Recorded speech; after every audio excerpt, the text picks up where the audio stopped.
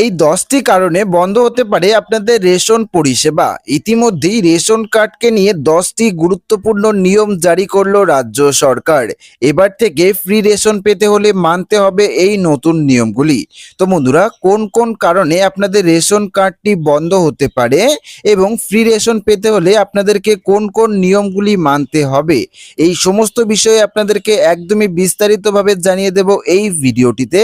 তো অবশ্যই ভিডিওটিতে আপনারা প্রত্যেকেই প্রথম থেকে শেষ পর্যন্ত মনোযোগ সহকারে সঙ্গে থাকবেন এবং চ্যানেলটিতে নতুন হয়ে থাকলে অবশ্যই চ্যানেলটিকে সাবস্ক্রাইব করে পাশের বেল আইকনটি প্রেস করে অল নোটিফিকেশনটি অন করে রাখবেন। এবার থেকে ফ্রি রেশন পেতে হলে মানতে হবে নতুন যোগ্যতার নিয়ম। ৪ চাকার গাড়ি, আয়কর, জিএসটি, বেশি আয় সহ ১০টি শর্তের একটিও থাকলে কিন্তু বন্ধ হতে পারে আপনাদের রেশন সুবিধা।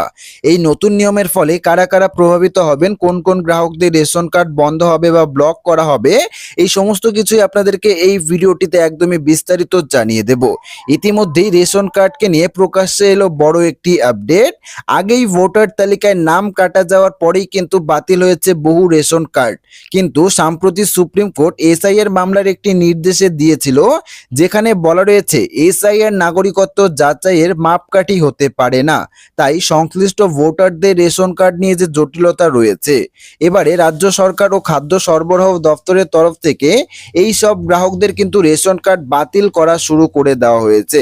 তো বন্ধুরা, রাজ্য সরকারের পক্ষ থেকে কোন কোন গ্রাহকদের রেশন কার্ড বাতিল বা বন্ধ করা শুরু হয়েছে দেখুন। এখানে বলা রয়েছে যাদের ৪ চাকার গাড়ি রয়েছে বা যাদের নামে ৪ চাকার গাড়ি রয়েছে সেই সমস্ত গ্রাহকদের কিন্তু রেশন কার্ড বন্ধ করা শুরু করে দিয়েছে রাজ্য সরকার। পাশাপাশি কোনো কোম্পানির ডাইরেক্টর পদে রয়েছেন পরিবারের কোনো সদস্য, পিএম কিষাণ ক্রেডিট কার্ডে ৫ লক্ষ টাকা বা তার বেশি লোন রয়েছে, জিএসটি রেজিস্ট্রেশন রয়েছে, এই সমস্ত গ্রাহকদের কিন্তু রেশন কার্ড ব্লক বা বন্ধ করা শুরু করে দিয়েছে রাজ্য সরকার। অর্থাৎ রাজ্য সরকারের নীতি অনুযায়ী এবার থেকে কিন্তু আর তুলনামূলকভাবে সচ্ছল পরিবারের সদস্যরা এই সরকারি বিনামূল্যে রেশন প্রকল্পের সুবিধা কিন্তু পাবেন না। তো বন্ধুরা, বুঝতেই পারছেন কোন কোন কারণে আপনাদের রেশন কার্ডটি বন্ধ বা ব্লক করা শুরু করে দিয়েছে রাজ্য সরকার।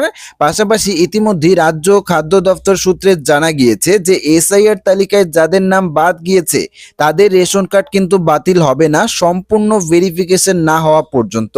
অর্থাৎ যেই সমস্ত ভোটারদের নাম এই এসআইআর তালিকা থেকে বাদ পড়ে গিয়েছে তাদের রেশন কার্ড কিন্তু এখনই বন্ধ করা হচ্ছে না, যতক্ষণ না পর্যন্ত সম্পূর্ণভাবে ভেরিফিকেশন প্রক্রিয়াটি শেষ হচ্ছে। অর্থাৎ ভেরিফিকেশন না হওয়া পর্যন্ত কিন্তু আপনারা রেশন পেয়েই যাবেন। পাশাপাশি সিএএ তে আবেদনকারীদের রেশন কার্ডও কিন্তু চালু থাকবে।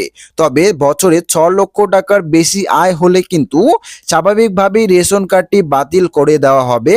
অর্থাৎ যদি আপনার বার্ষিক আয় ৬ লক্ষ টাকার বেশি হয়ে থাকে সেক্ষেত্রে কিন্তু আপনি আর বিনামূল্যে রেশন পরিষেবাটি পাবেন না। পাশাপাশি ৩ থেকে ৪টি পাকা ঘরের বাড়ি থাকলে ৪ চাকার গাড়ি, এসি, কম্পিউটার, ল্যাপটপ, মোটর চালিত ২ চাকার গাড়ি, পরিবারের কেউ সরকারি, কেন্দ্রীয় সরকারি কর্মী হলে পরিবারের সদস্যের ইনকাম ট্যাক্স দিলে কিন্তু রেশন কার্ড বাতিল করে দেওয়া হবে। আয়কর দেন এমন ব্যক্তি ও তার পরিবারের সব সদস্যের রেশন কার্ড কিন্তু বাতিল করে দিয়েছিল রাজ্য সরকার। তবে পরিবারের একজনের আয়কর দিলে বাকিদের কার্ড বাতিলের যৌতুকতা নিয়ে প্রশ্ন উঠায়। শুধুমাত্র যারা আয়কর বা ট্যাক্স দিচ্ছেন তাদের কার্ডই কিন্তু নিষ্ক্রিয় রাখা হচ্ছে।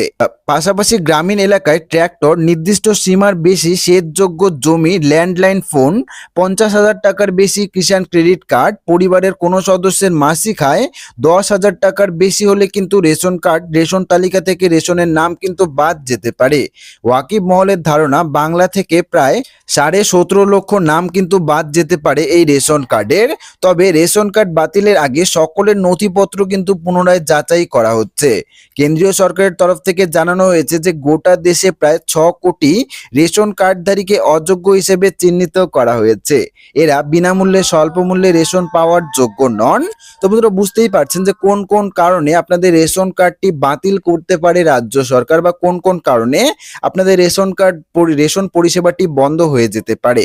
তো আশা রাখবো ভিডিওটি আপনাদের সবারই ভালো লেগেছে। ভিডিওটি ভালো লাগলে ভিডিওটিতে একটি লাইক করবেন, চ্যানেলটিকে সাবস্ক্রাইব করবেন এবং কমেন্ট বক্সে আপনাদের মতামত অবশ্যই জানিয়ে যাবেন। ধন্যবাদ।